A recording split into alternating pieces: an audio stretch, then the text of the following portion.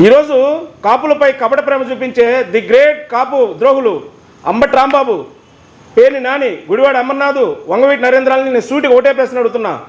ఈరోజు మీరు శవ రాజకీయాల కోసం విజయవాడ కృష్ణలంకలో జరిగిన ఒక ఉదంతాన్ని తీసుకొచ్చి మసిపూసి మారేడుకాయ చేస్తున్నారు. కానీ మీరు వైఎస్ఆర్ కాంగ్రెస్ పార్టీ అధికారంలో ఉన్నప్పుడు గిద్దలూరులో వెంగయ్య నాయుడు అనే ఒక కాపు సోదరుడు మా ఊరికి రోడ్డు లేదా అని ఎమ్మెల్యే గారిని అడిగితే అతను అవమానకరంగా మాట్లాడి అతను అవమానపరిచి తెల్లారేటప్పటికి అతను చనిపోయి శవమయ్యే పరిస్థితి తీసుకొచ్చారు.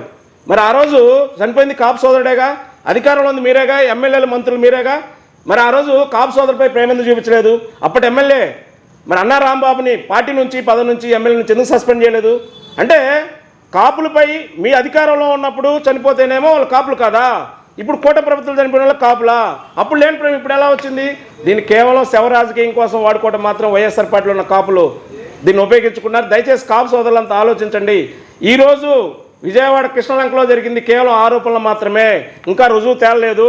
గతంలో ఇదే గాదేశాయన అమ్మాయి వల్ల అత్యాచారానికి గురైన అమ్మాయి కాపు మహిళ. ఇతను ఒక్కడే అత్యాచారం చేయకుండా ఇతని స్నేహితులతో కూడా అత్యాచారం చేస్తే ఆ అవమాన భారం తట్టుకోలేక అమ్మాయి తండ్రి ఆత్మహత్య చేసుకుని చనిపోయినప్పుడు మరి వీళ్ళు కాపులేగా. మరి ఇప్పుడు ఈ కాపు నాయకులు ఏ బొక్కలు దాక్కున్నారు? అప్పుడు వీళ్ళ మీద ప్రేమ ఎందుకు చూపలేదు? అప్పుడే విధంగా ఇప్పుడు విధంగా ప్రవర్తిస్తారా మీరు? కేవలం పవన్ కళ్యాణ్ గారిని రాజకీయంగా ఇబ్బంది పెట్టాలన్న ఉద్దేశంతో మీరు మాట్లాడుతున్నారు తప్ప సాయి కృష్ణ అనే కుటుంబానికి న్యాయం చేయాలన్న ఆలోచన అనువంతాన్ని ఉందా మీకు? ఈరోజు యావత్ కాపు జాతి అంతా పవన్ కళ్యాణ్ గారు నడుస్తుంది. పవన్ కళ్యాణ్ గారు కూటమిలో ఉన్నంతకాలం వైసీపీకి నూకలు చెల్లిని ఈ జన్మలో వైసీపీ అధికారం రాదన్న దురుద్దేశంతో కాపులను రెచ్చగొట్టడం, రాష్ట్రంలో ఎక్కడే సంఘటన జరిగినా దాన్ని తీసుకొచ్చి పవన్ కళ్యాణ్ గారు ముడిపెట్టడం. అని మీరందరూ ఒకటి గమనించుకోవాలా. ఇది స్వాతంత్రం వచ్చిన 79 సంవత్సరాల్లో కాపు జాతి మొత్తాన్ని ఏకతాటిపై తీసుకొచ్చిన ఒకే ఒక్క ప్రజానాయకుడు మన పవన్ కళ్యాణ్ గారు. అంతెందుకు మీ ఇంటికి వెళ్ళి మీ కుటుంబ సభ్యులు అడగండి, మీరు ఎవరు కోటేస్తారంటే తక్కువ 2 ఆలోచన లేకుండా పవన్ కళ్యాణ్ గారిని చెబుతారు. అది పవన్ కళ్యాణ్ గారి యొక్క స్టామినా, పవన్ కళ్యాణ్ యొక్క చిత్తశుద్ధి, పవన్ కళ్యాణ్ గారి అంకితభావం, కాపులపై పవన్ కళ్యాణ్ గారికి ఉన్న ప్రేమ. అన్ని వర్గాల వారికి సమన్వయం చేయగలిగిన ఒకే ఒక్క నాయకుడు మన పవన్ కళ్యాణ్ గారు. ఆయన ఒక కులం తరఫున మాట్లాడు, అన్ని కులాలకు సమన్వయం చేస్తాడు.